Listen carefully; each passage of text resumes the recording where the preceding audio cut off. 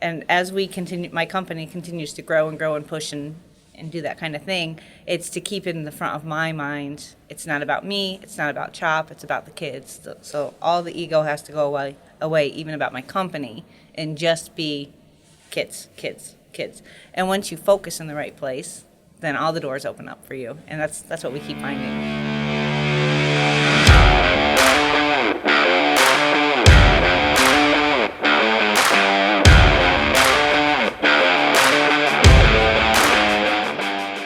Hey everyone, back when COVID shut down everything, I thought it would be very interesting to put some videos together that are quite different from what's out there in social media. I grew very tired of seeing some people automatically gain the respect of many people simply because they were in a movie or on TV, rather than because of their actions or their achievements or the things they stood for. And I feel like there's a lot of false heroes out there, but they're still celebrated because they're given a platform. In contrast, I believe there are many more well-deserving people right here in our backyard that never have such a platform to get their own inspirational message out.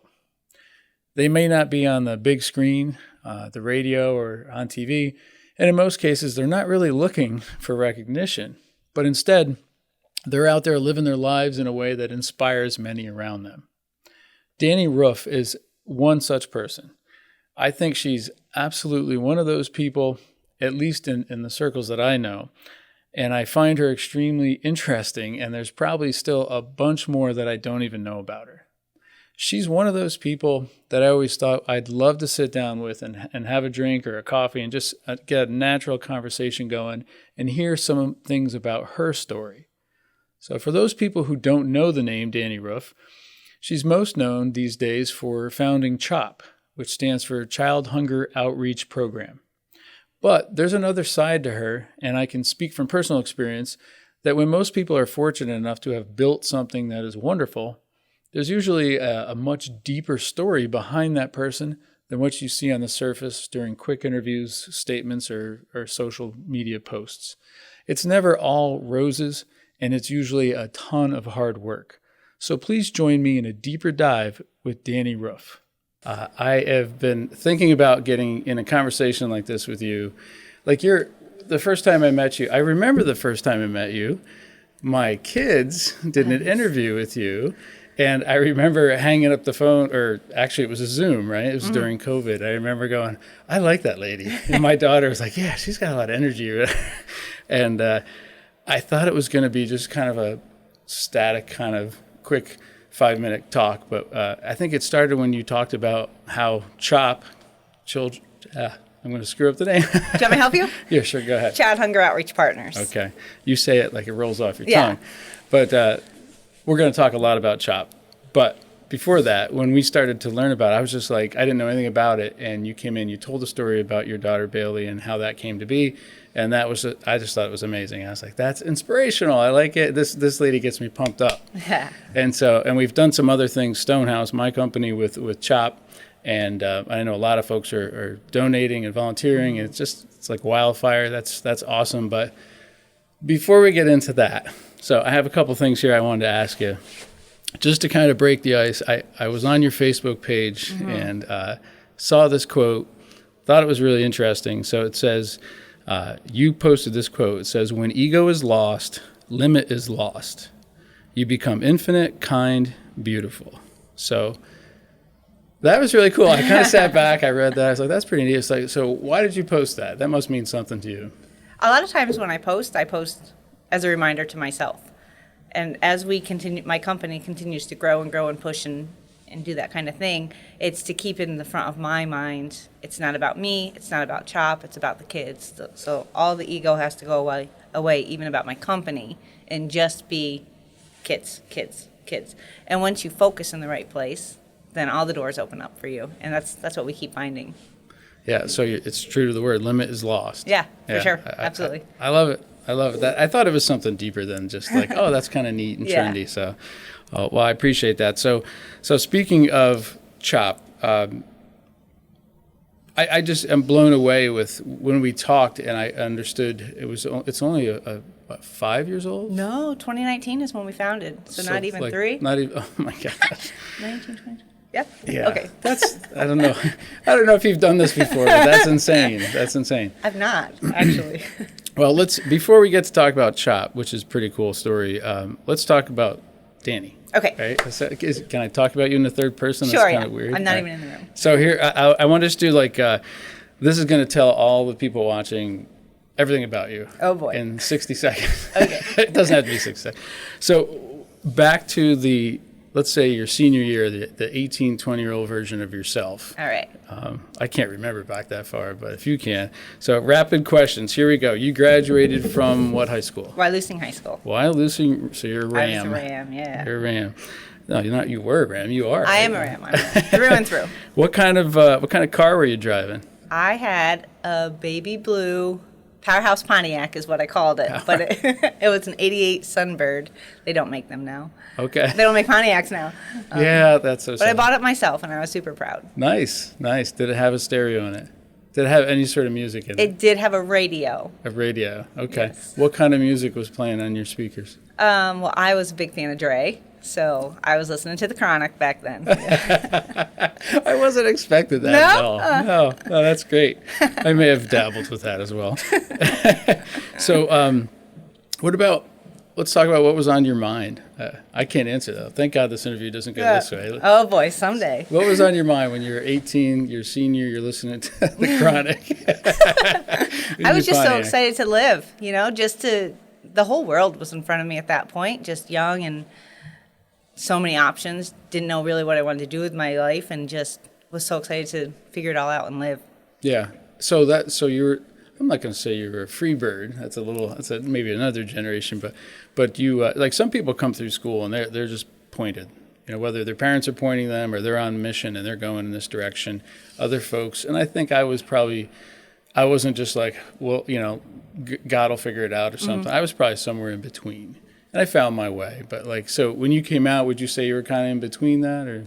Yeah, I had no even inkling of what I wanted to do with my life. And even over the last 45 years or, 20 years since then, 25 years since then, I've done so many different things. Yeah. And that's something that I always tell people is you don't have to have it figured out, because I didn't figure it out till I was 40 what I wanted to do. And I don't even know if this is what I'm going to end up doing the rest of my life. It's what you're doing now. Yeah, it's what I'm doing now. So were you looking forward to anything big coming up?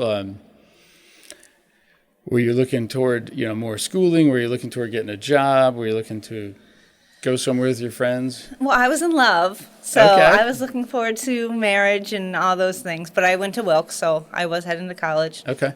Yep. Yeah. Did you like it at Wilkes? I loved it at Wilkes, yeah. Good. That's good to know. It was close enough to home that if I needed my mom, I could have her, but it was far enough from home that they weren't there all the time. Yeah, there's a perfect distance right there. That's exactly right. You can go and escape just close enough where I can run and escape when I need important things like my laundry done, or restock my food, or just a hug sometimes. But was there anything that scared you about what was out there in your future? I've always had not being good enough. And I'm not getting deep here, but... Oh, we can get deep here. Anything that it's a podcast, man. Anything... You don't have tissues here, though, so... No, yeah, don't go that deep. No, just teasing. Anything that I've done, I've always wanted to do it all the way. So when I jump into something, I want to make sure I can do it right. Okay. And so I've always had that. Okay, am I going to be good enough if I do this? Yeah. So all right. So it's interesting. It's a thirst for success. No, I wouldn't say that. No, just doing the job properly. So, even for example, I worked at Walmart right after I had my son. I worked night shift, so Chad could be home with him at night and I could be during the day. And I had a job where I was cleaning the carpets, and so I just made sure that those carpets were the cleanest they'd ever been, because I always just want to be the best at what I'm doing. Yeah, yeah. So how? I tempted to use the word punk. I was going to say, how do you go from an 18-year-old punk? But that's more of a guy term. So how do you go from an 18-year-old kid, let's just say that, to suddenly, at your spot in life now where you're 3 or 4 years into running what is one of the fastest growing nonprofits that I'm aware of. I'm sure there are others out there, but very, very few that have grown with that speed that you have. And we're going to talk about that. But how did you go from, in your Pontiac cranking out those tunes to sitting here like this? I mean, you could talk about the whole so many years, decades or whatever, but what about like how CHOP came to existence? You want me to start with how CHOP came to existence? Well, maybe whatever you want to. I just want to know how you go from, graduating school thinking, I'm not sure what I'm going to do, but I'm going to go to Wilkes. Next thing you know, you graduate Wilkes, and now, here we are here. You can fast forward in 10 seconds, or you can do it in 10 minutes. It's up to you.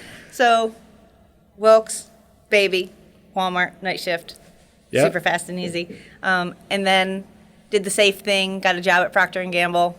I was a Charmin superhero for 10 years, Okay. That was great, fine. I got really sick with lupus, super sick, where I was just praying that I could push my kids on the swings. It's like so sick. I didn't know that. Yeah, it was real bad, really, really bad. And I went to the doctor one day, and he's like, I can't do anything else for you. And I said, but I'm taking a day off of work every week just because I can't even get through that 3-day, because you only work 3 days a week with the swing. And so his answer was, well, I can give you some pain meds. And I was like, well, I can't take pain meds at work. For Pete's sake, I'll end up in a machine. Yeah. And so he's like, well, I'll give them to you to take at home. And I said, well, I'm not going to be any good to my family if I take pain meds at home to get through the pain that I got when I was at work so I could make toilet paper. And so I went out in the parking lot and I called Chad and said, I'm quitting, I'm done. And then I drove to work and I handed in my badge. Like, it was that decision because I just wanted to live. Like, I knew that wasn't the life I wanted, and I just wanted to live. So that piece. Wow, that says something about the level of discomfort you must have been having to just hang it up that. Oh yeah, it was a no-brainer. I just couldn't go forward with it anymore. So then I had a consignment shop. I sold clothing. It was super fun. I loved it. Did that for maybe 8 years. But this is how CHOP happened. Never wanted to be in a nonprofit. I never not wanted to be in a nonprofit. Sure. I never intended to start a nonprofit or anything. I didn't even know. So like most people, I didn't even realize the problem was here. Most people don't realize the extent of it. So my daughter went from 6th grade to 7th grade, came home, said, Mom, at the 7th grade level, the kids don't get food if they don't have money, which I knew. I didn't have money when I was in high school, so I didn't get food either. Dan, if I could interrupt you for a second. I'm on the board of the Wyoming County United Way, and, we started helping to direct some dollars to CHOP, and I'm part my mom. I'm such an empathetic person at times. I often don't want to see some of that sadder side of what's going on around me. I want to help, but I don't want to necessarily always be like see everything. And so I don't go on our allocations committee, which decides, where those dollars go and to which agencies and things like that. But when I started hearing about CHOP and they were talking about what you're doing with feeding kids that aren't getting food, I was sitting there and at that time I'm probably 42. I'm sorry, 50. Gosh. How old are you? How old are you even? No, I was going to say. I'm 45. I'm 50 right now, so I'm admitting it on camera.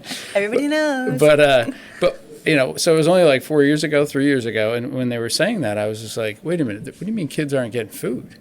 I was oblivious to this, and I'm involved in a lot of charitable things, and I didn't realize the extent. And now, go on with your story. I'm sorry. Okay, yeah. So she came home and it wasn't a shock to me. I was the kid in high school who went and studied during lunch because I didn't have the money either. So I knew that it existed. That's how I existed. I'm just going to study for my test because it's easier than not getting than admitting lunch. that you. Yeah. Mm-hmm. So she's like, Mom, you have to do something. Like what, Bale? Check the S out of your shirt, right? Yeah. Right. Something to her. Supergirl. So I was like, whoa, okay, all right, let's figure it out. Because once you know that, you can't turn your eye to it. Yeah. I couldn't. And I'm so proud of her for bringing that to me. But wait a second, though. Okay. I think most people have the empathy that you're just talking about and immediately go, all right, and then go, I don't know. This is just horrible. Maybe I'll simply write a check.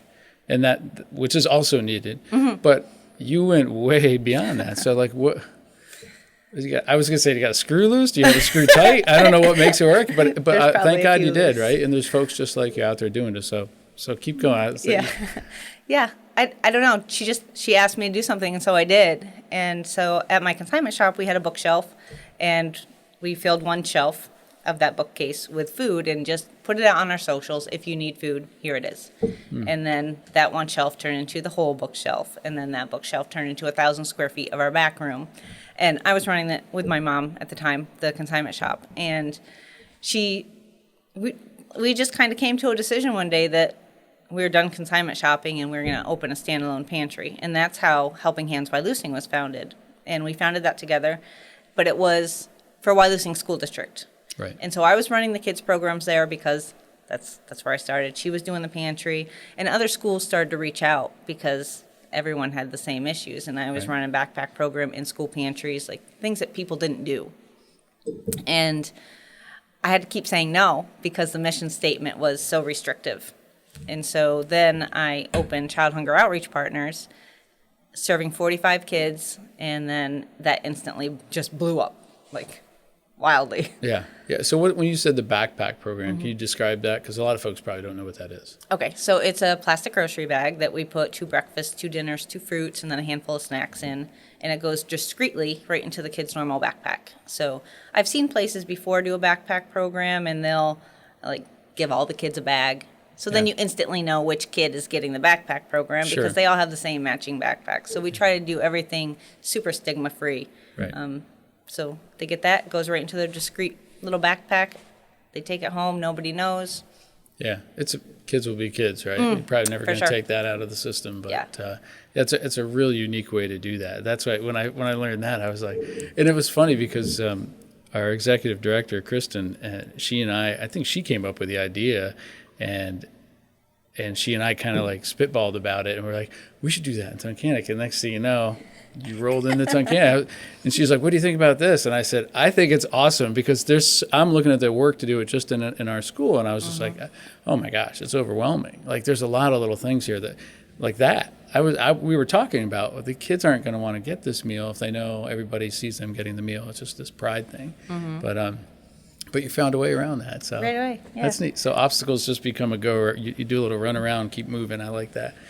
All right. So it's grown big, right? So like I wrote some stuff down here, and I think this is old material here. So it's probably you and your marketing crew are going to probably yell at me for using old ancient numbers. But so I'm looking at this today, and we went just from 2019 to 2020, you roughly tripled the size of your efforts just in that 1 year, it looked like. And I'm using rough numbers here, but your last year annual report was like 1.2 million pounds of food that you served. Yeah. 77 schools and programs that you're serving, over 572 total donors, over $700,000 of funds raised. That's insane. Isn't it nuts? That's insane.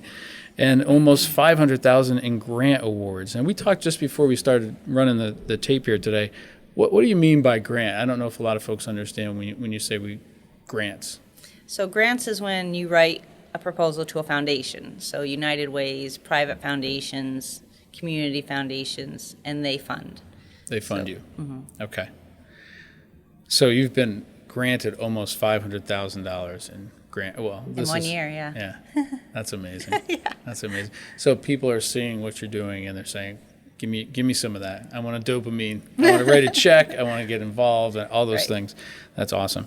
So one of the questions I thought about before this conversation was, I know this on a personal side because our company has grown. It used to be just me, now there's, 20 some of us in here, and it's a lot bigger than it ever was. And I realize there are parts along the way of your growth path where you suddenly go, this is beyond me, or this is beyond just the 5 of us. We have to keep finding good people.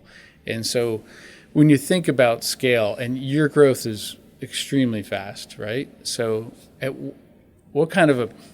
did that hit you? Like you must have had several times, you must still have several moments where you say, all right, we need more help. We need more help. And so you don't have to grow. It comes with just, you and your daughter, who I've met your daughter, she's awesome, by the way, very impressive young lady.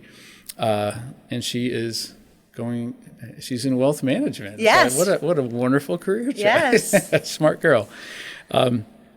Get ready for a lot of stress and joy and pain all at the same time. Get ready. She's been my daughter this whole time. I'm Oh, I meant for her to get ready. Yeah, no. Oh, I can't prepare anybody to be a parent. You just got to go through it yourself. Yeah. Yeah. So what do you?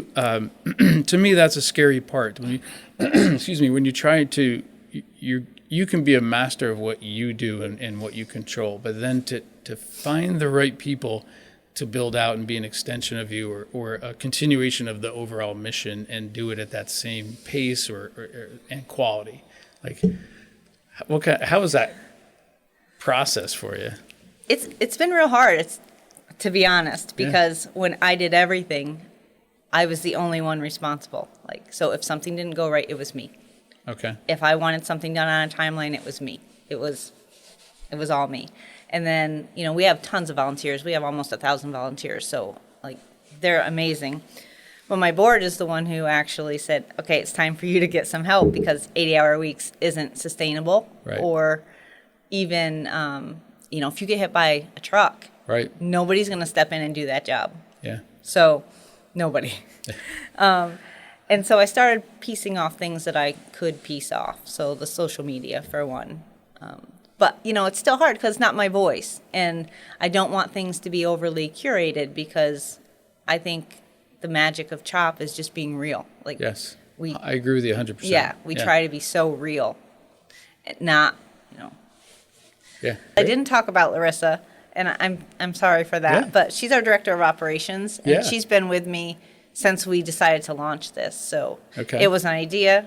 She found me the space. 3 weeks later, we were up and running. So she's been my partner in crime this whole time, and now she's director of operations. So she manages the day-to-day of all the ins and outs of the bags, the inventory, the stats, the everything. So I'd be remiss if I didn't mention such a huge pice. Does she want to get on camera someday? Definitely not. I'm speaking for her. I would say she probably definitely not. That's great. Yeah, when I did those interviews for the United Way with my kiddos, and a lot of people wanted to know very importantly what the questions were specifically, and you were just like, whatever. Yeah, we'll wing just it. ask me. I do this every day. Yeah. It's part of my life, right? Right. And I think it's great that you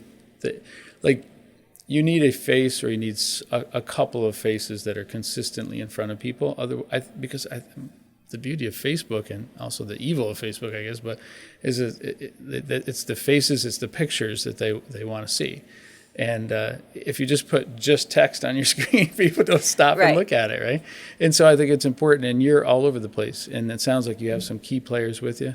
Oh, yeah, for sure. Yeah. So go ahead. I was going to say the social media side, as much as it gets overwhelming, it was probably a very key catalyst to get this quickly out there, right? Oh, for sure. When we first launched, I started with no money. So, you just start these things. And instantly a nonprofit. Yeah, hello. Functioning before we were even a nonprofit. So I had a PayPal link, and I would put it on Facebook and say, please, I can feed a kid for $1 this week. If someone could get $75, I've got 5 kids handled, So that's how we started things. And it would be the community, $5 here, $5 there, here's a 20. And it was just enough to get the next and then the next and then the next until we started really making progress. But yeah, social media is what started the whole thing. And when people ask me how to start a nonprofit, I say, get a good social media, but not stock photos, like real life happenings. They don't have to be beautiful as long as they're real. Right. Yeah. I agree with that. Not posed. Yeah. Right. I like action shots too, when everybody just stands there stiff like that. It's just like, come on, it looks like a beach photo. Typically my mouth is wide open and in a stupid angle, but it's real. It's real. You have no editing power. You can't say somebody, don't post that picture. What is the secret sauce? I guess for lack of a term, I would call it. What's the secret sauce that makes it, like social media was the vehicle that to get it out there, to get the message out there, but the message itself, what is it about what's going on with CHOP that makes it so magnetic? It really draws people to your cause and everything. Why has it worked so well so far? I'd like to say that feeding kids is an easy sell. Yeah. Well, and you said $1. $1 for a week. Right. That's insane. Right. Okay. So, it is an easy sell, but there's a lot of people feeding kids. So we try to just be so overly real, like just not trying to pull any punches or anything. But I think the secret sauce for us is we don't say no. Like, that is hard and fast. No is never the answer. It's always going to be yes. We're gonna say yes, and then we're gonna figure it out as we go. And you like the sound effects. I love sound effects. That's great. And I don't have to add any now. That's on your site. It's either on your website or your email or both. Yep. I remember seeing that there. It's my signature. I'm sure Samantha, our marketing person, has put it on there too. But that's one of the things that when an agency or a school will come to us and we'll say yes, absolutely, and then we behind the scenes we're like, okay, how, Yeah. Because if you say no, that's a kid next week that can't eat. And who am I to say no to that? Like, I can't say no to that. I wouldn't be able to sleep if I said, you know what? No, we'll start your programs next year. Just tell those kids that I'll feed them next year. They'll be okay. Yeah. It doesn't work. Yeah. No, it doesn't work that way. You don't tell your kids at home that you'll give them dinner in 3 months. Yeah. So that's how I approach everything. Like, it's an absolute emergency because it's a hungry child. Yep. I feel weird smiling as we're talking about such a serious topic, but you have this weird infectious personality. Sorry. Sorry, I'm making you laugh. No, don't ever apologize for that. One of the things that I was thinking about this, I've thought about this with charities in general before, but with CHOP in particular, I think you have like the triad. Like, I think there are 3 very important things when it comes to nonprofits and what they're doing. And I think the first and foremost is the mission. Like, what are you there's a need out there, you're trying to fill that need. What is that need? And feeding children is maybe one of the most, right from your gut. Right, like, for I sure. don't know anybody that wouldn't want to do that, right? And then you have the volunteers. So what I think is really interesting is you give people, like I've done a lot of charitable things and sat on boards and Little League boards, and I'm on the community foundation board. And when you have people involved, if it's one thing to attend a board meeting, but to actually do something, like nobody wants to really come to a bunch of board meetings and then drive home each time and go, all right, I basically sat and listened to somebody give a couple speeches or reports. That's not why most people volunteer. Most people want to volunteer. Most folks are not doing it just to put it on their resume or put it on their website that they volunteer. They're spending time. They want to make a difference somehow, right? If they're volunteering, it's different than a straight up donor, which is the third part of that triad, right? Somebody's volunteering and says, I might not have the money or I already gave money, but I want to give my time. I want to give you 2 hours of my life to go do something. And if you just say, I don't really have anything, or just sit here and listen to me talk, that stinks, right? I've never been to one of your board meetings. I don't know what they're like. But I have to assume you guys are very active with your board and your conversations. You probably talk outside of any formal meetings and you probably just get things done. And so I think that's and people that don't want to sit on a board, they just want to come and, hey, I've got an hour or 2 to give, and you're like, great, pack these bags. Yeah, get this stuff. We need stuff done. But like they always talk about the dopamine effect from like your phone dinging when you get a like or you get an email or a tweet or something, and people like that stuff. And I think that's a form of dopamine. People like, I want to give, and you're giving me a way to do it. And I drive home feeling really good that I just spent those 2 hours, right? And then the last thing would be the donors, as I mentioned.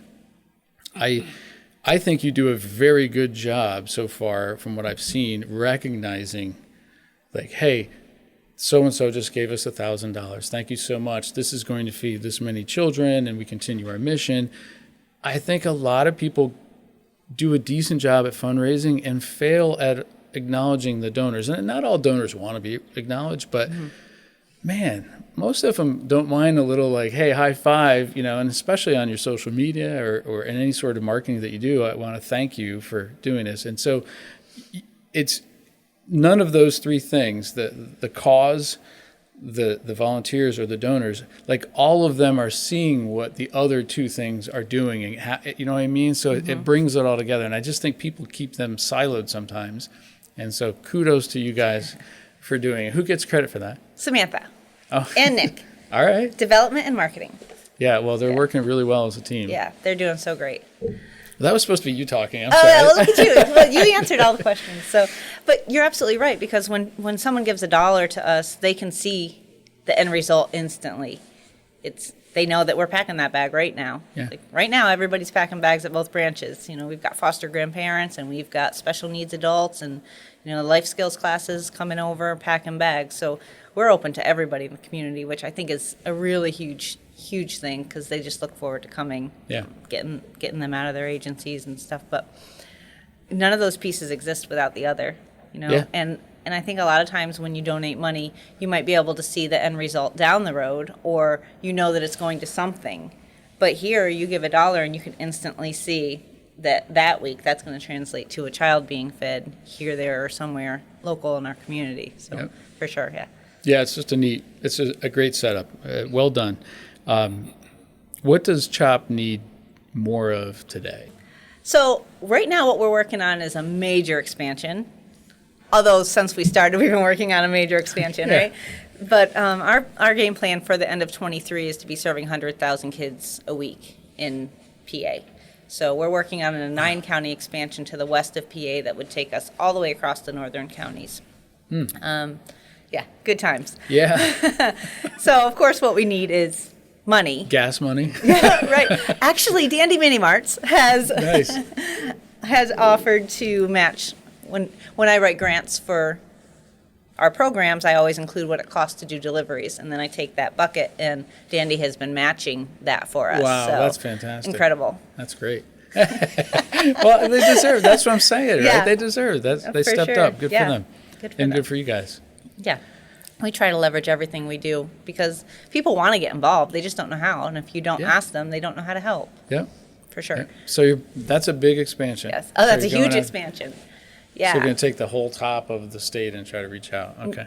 Yeah, so we're a good chunk of the way. We go all the way over to McKean County now. So we have a loop that we drive 3 hours out, 3 hours back, and just make drops along the way. So it's still cheaper than starting a new branch out there. So even Okay. with gas prices this high, we did cost analysis, and it's still just cheaper to drive out there every 2 weeks and Yeah. drop a bunch of bags. Okay. But that's what we're working on next. So what do you need to get that done? Startup funds, because once we have the food, that's one thing, that's week to week, but to launch, there's totes and bins and food storage and that kind of thing that we need to ramp up. Now, do you look at, is each county as a hub? Maybe I don't know what your overall strategy is, or maybe you're trying to figure it out. I'm just trying to, if you look at each county as a hub and then you want to find one central person in there to kind of man or woman that county, you know what I mean? It'd be We currently, our 2 branches in PA, we also have one in Maryland, but our 2 branches in PA, Towanda has 5 counties that it runs from that one branch. Linda Okay. runs that. She does such a great job. And then Tunkhannock branch has 2 program managers, Lindsay and Lynn, and we run 4 counties out of that. So we try to be central and strategic. That way we don't have a whole bunch of personnel costs because Yeah. every dollar is a dollar. So it's not really by county, it's just by on the map, just geographically, this is a good pin to put somebody here because that's central to this area you're trying to serve. Well, typically we have to set up locations based on where the Feeding America sponsored food banks are because they have territories. So, for Okay. example, just to get into a little bit of back meat, Tunkhannock branch serves through CEO Weinberg, and their territory is Lackawanna, Luzerne, Lackawanna, Luzerne, Wyoming, and Susquehanna. Okay. So we set up branches based on that because we aren't allowed to cross counties with food.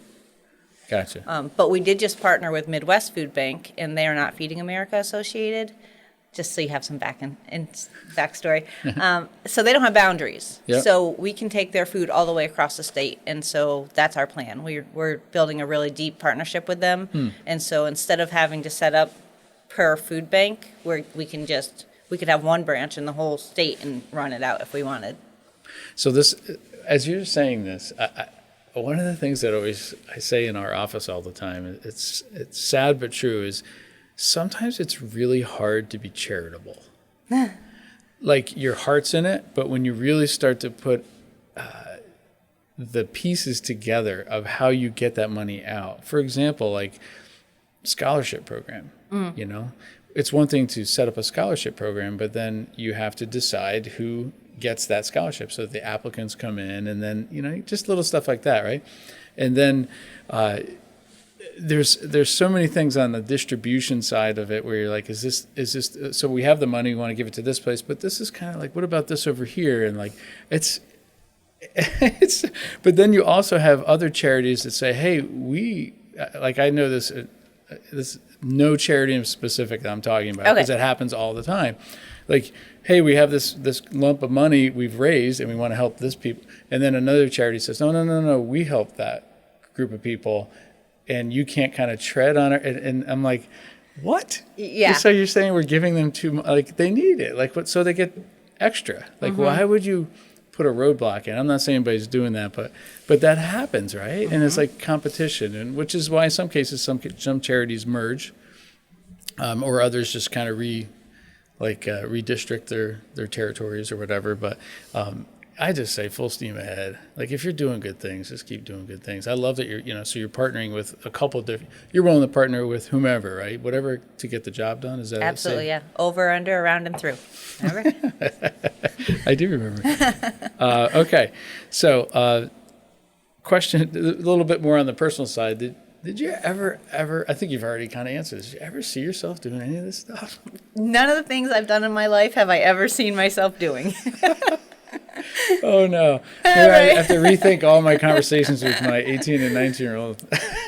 Now, my sister, she had her whole life planned out. She knew what she wanted to do, and she did it, and she does it well. But me, I'm just, hey, that looks good. Let's go do that really well. And then, hey, that looks fun. Let's go do that really well. Yeah. So. Oh, that's amazing. I think that's neat. So we talked a lot about the success that you've had with CHOP and some other things going on in your life, but you've got to no one gets to places, you don't get to be, what'd you say, you were 25? 25 years old? Yeah. No one gets to be of our ages without having at least several setbacks, if you will, whether they're personal or career or whatever.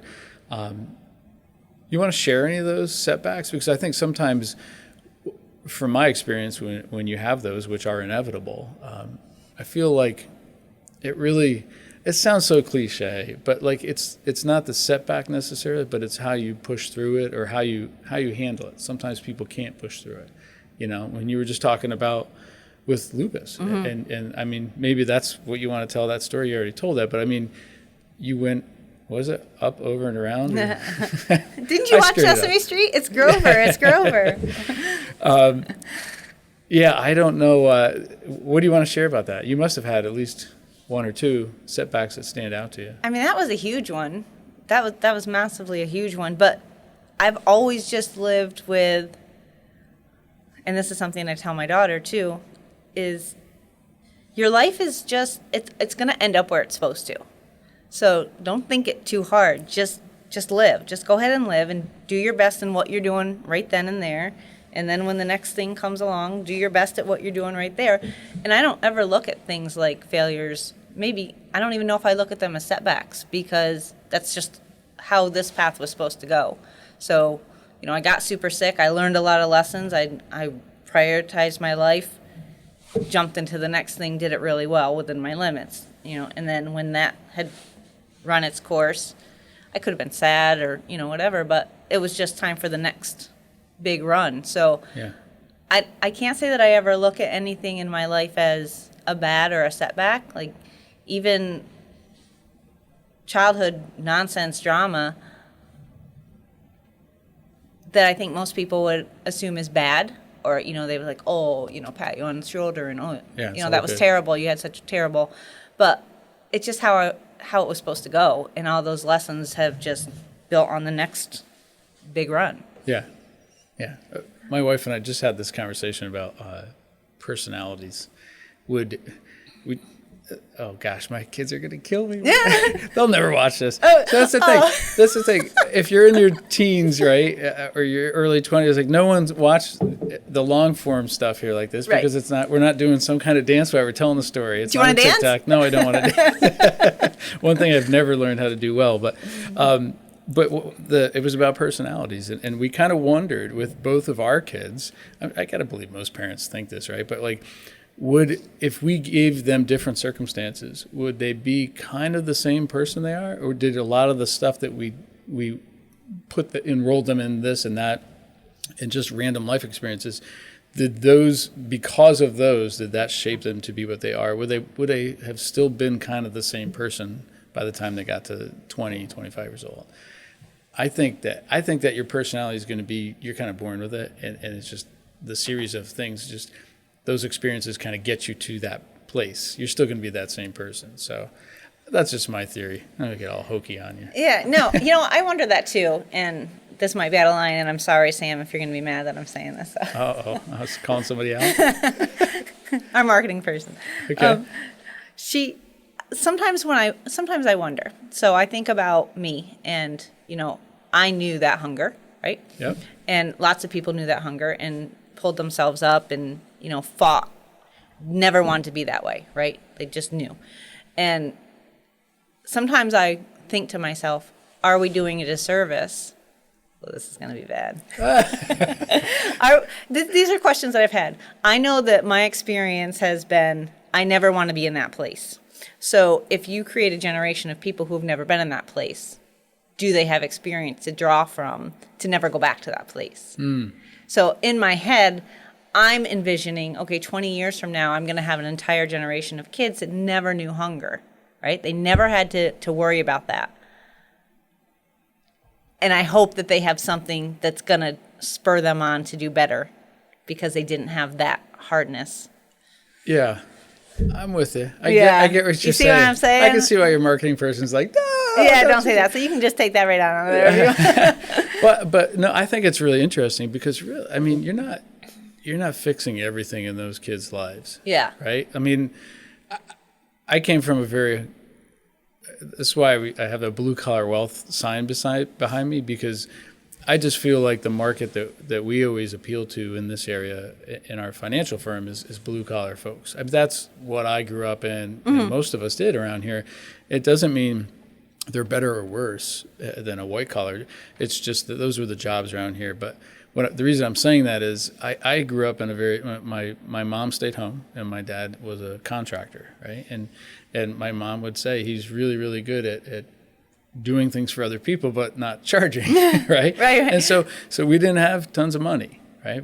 I had an awesome home. I grew up in a great family, but like I can still remember just snippets, like just on the edges or the fringe of the kind of feelings you're talking about. Because I remember having like 2 pairs of jeans. And like that's all but you would always try to pretend like you had a whole bunch. These are the same. Yeah, but then I don't know. No one ever talks about this. But when I was a kid in school, the dang pens would explode in your pocket. Do you know what I'm talking about? Yeah. And so when you get like a big old ink stain in your back pocket, there's no way around that. And then like you wear it the next day and you try to say, oh, all my pants have stains on their pocket. All like of them. It's just, I mean, but the reality, like I was embarrassed of that. But I mean, that was a tiny thing. I mean, I didn't have, some of the clothes that I wanted to, but like that, like I get that feeling, but I mean, those kids are still going to deal with, there's a lot of other things. Food is just what they need to feel stable and be able to make decisions and operate and function throughout the day. There's still tons of stuff that you can't fix everything, Dan. But you get as close as you can. As Chad's support, he's involved. I see him in a lot of pictures and stuff. He's all in on this with you, right? Everything that I've done, every leapfrog that I've done since our marriage, he's been fully on board with. That's great. Yeah. It's you can't really achieve certain success in life without somebody right there with you. For sure. Or a large team as you've been assembling. So, all right, I want to go back to a couple of those questions I asked you earlier when you were 18 years old. Oh boy, here I am. But let's talk about what are you driving today? Oh, no more Pontiacs. No more Pontiac. I just got a new BMW. Oh, nice. Yes. Now, but that's not what you drove here today. No, I drove the Chop minivan here Yeah, today. I saw that. I was like, the Chop Mobile. Like, Yes, what is that? That's yes. neat. I like it. It looks good. I can imagine you guys carry a lot of stuff in that thing. Oh, loads. Yep. Yeah. What kind of music you listening to today? You still listening to Dre? I do still listen to Dre quite a bit. That's great. Get me hyped up. A lot of times I drive in silence, though, just because I like to be in my head. And one of the things that I constantly ask myself is, what's next? Yeah. Now what? What's next? And I'll just let my imagination go on my drive. And, sometimes I drive down to see Bailey in South Carolina without even turning the radio on. Yep. Because my mind just goes and goes and goes, and that's thinking. Yeah. I can remember when talking to you just a year ago, maybe, and I had one of our other guys with us, and when you left that meeting, I said, she might be one of the most interesting people. Oh, boy. And he agreed with me. He goes, yeah, she's got so many things going on, and you introduced us to the, what is that thing called? The Remarkable. The Remarkable. My wife has one of those now because of you. I have one of these mugs now because of you. This is an Ember mug. Keeps my coffee really warm for hours. I love it. Let's talk, comparing your answers back there. What are you looking forward to now? Like you said you weren't sure what was going on in the world out there now, but is it more defined for you, or are you still just like, we'll see what tomorrow brings? I still live that way. We are on a mission with CHOP to take it statewide and then regional and then nationwide. Like that's our plan. If I continue to be the person to lead that, then I'm going to give it my all. But, if there's a time that I need to do something else, then that's where I go to. Yeah. I don't ever try to lock myself into anything. Some people have been asking me to do a little bit of, not politicking, but, speaking and lobbying maybe. But there's a lot of people who talk about the problems, and I really want to stay being the person that does about the problems. Yeah. So. I love that. I agree with your first statement. There's a lot of people that talk. Yeah. It's important.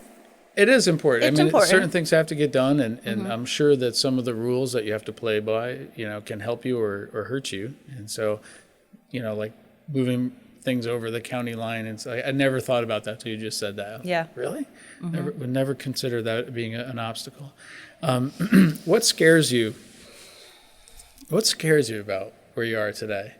You've got to like sometimes sit back and go, oh my gosh, what am I doing? Yeah. And then next, like as a small business guy, right? There's people like think, oh, your business is a success. And so you're just like on top of the world, like every day, like almost every couple of hours, you kind of sit back and go, what's next, right? What needs to be stronger, and what do I need to work on? Yeah. What's going through your mind? Constantly I'm looking up and I'm like, what is even happening here? Because we grew so fast that our heads were down. Like there was no looking up. It was just, okay, we're down. And it was, before the pandemic, we were doing maybe 1,000, 1,500 bags a week.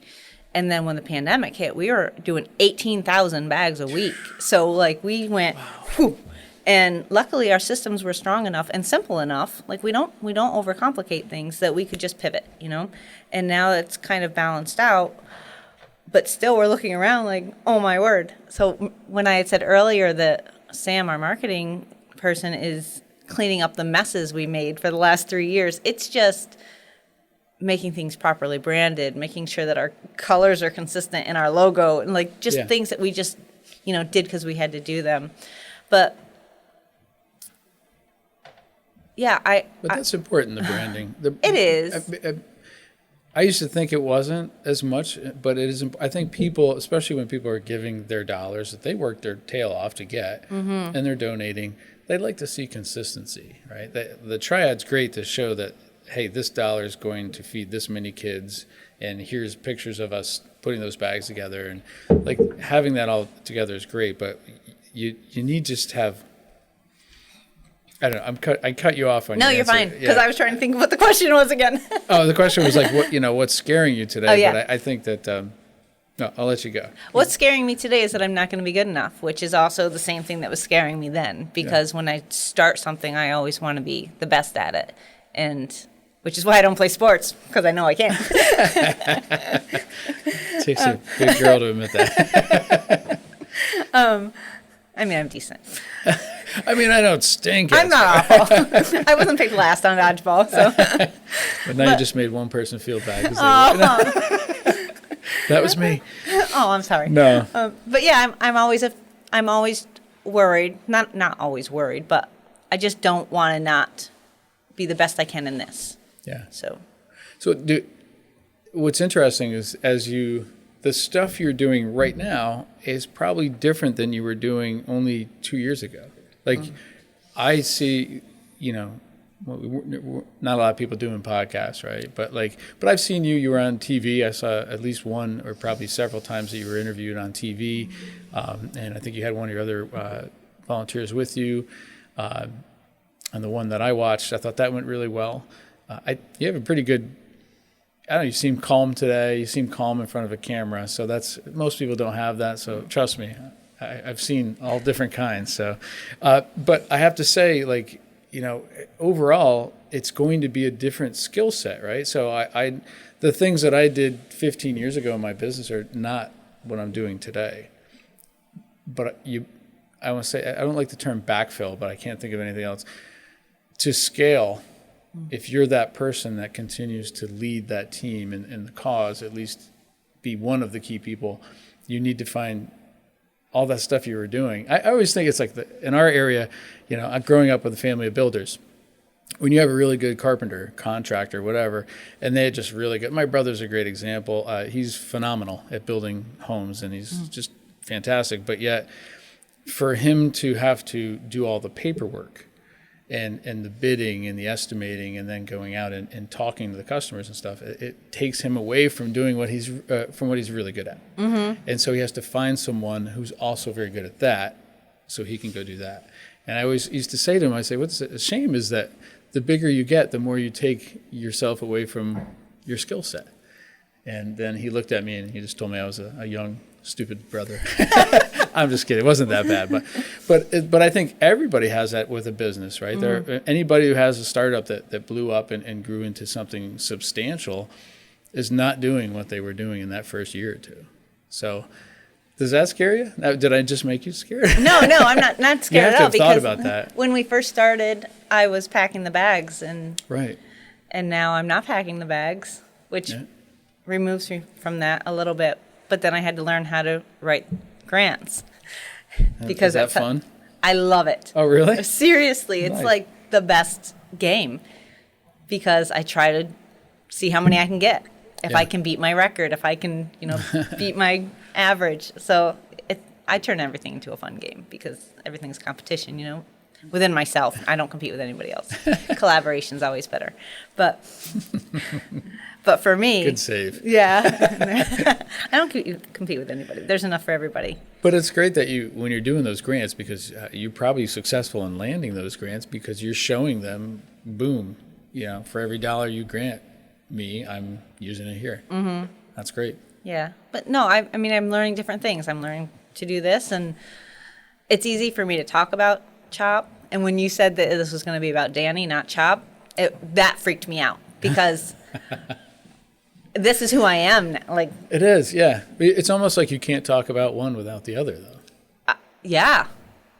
My friends ask me what's going on, and let me tell you about CHOP. Yeah. It's almost like when your kids, when my wife and I go to dinner, we don't have the kids with us, so we talk about it's the kids. Yeah, right. It's like, oh my gosh. I think every parent goes through that. Yeah. Well, I feel like I've drilled you enough, and so I won't go into more detail unless you have anything massive you want to reveal or any other topic that you want to talk about. No. I will, just one thing. Yeah. It's not anything mind-blowing, but when my kids were like in 10th, 11th grade, I remember crying so much, oh, I'm going to be an empty nester. Oh my gosh, what am I going to do with my life? Like all these things, right? And then they graduated and I had CHOP, and I was like, well, this was what the next thing was supposed to be. And it was so great. And, comparing me now to me at 18, 20. Yeah. I feel the same. The whole world is in front of me. but I know who I am now, and I know that I can accomplish any of those things now. So instead of being afraid that, I mean, I am still afraid I won't be good enough, but I know that I'll always be. I just figure it out. It's just that internal thing. But, you know, all the moms that are, oh my gosh, what am I going to do now? It's typically moms that cry about these things. What am I going to do now when my kids are gone? There's so much that you can do. Yeah. Just find something that you love and run at it. Yeah, and they don't have to start it, right? I mean, No. you don't have to do what you did from scratch. You can just join an existing thing that you find a lot of passion. But go out and look, right? Because it's out there. I mean, you know, I told you when I asked you to come here today that this isn't about, it's not about finance. It's not about it's not necessarily about business. It's about people, and and I view you as a community leader. And what's interesting is the handful of interviews that I've done like this, and I would say you're in this boat. You don't view yourself as this figurehead leader of this thing. It's just, I don't know, I'm just doing this every day. It's my life, and I think that's the magic when it's to be really successful in life, like with a job or with a company, like what you have going on with a cause.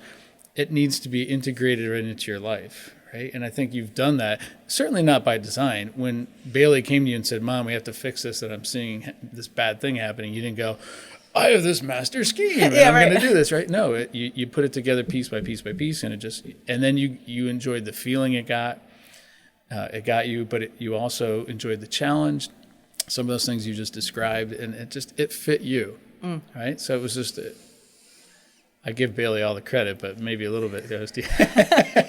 But that's really neat. And that's one of the reasons I wanted to, Stonehouse wanted to get behind these kinds of interviews, because I think there's a lot of people out there with all kinds of potential, and they just they get stuck in your box. You get stuck on your couch. You get stuck in whatever you're seeing on TV or on your phone. And there's just a lot more out there.